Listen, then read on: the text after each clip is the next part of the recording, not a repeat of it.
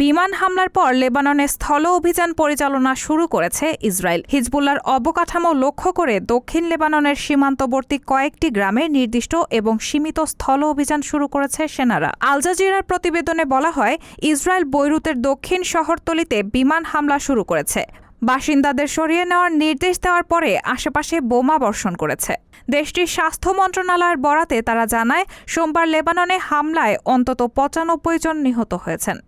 যদিও লেবাননে স্থল অভিযান চালানোর ইচ্ছার কথা আগেই যুক্তরাষ্ট্রকে জানিয়ে রেখেছে ইসরায়েল, তবে পুরো লেবাননে এই অভিযান চালানোর ইচ্ছা আপাতত নেই তাদের।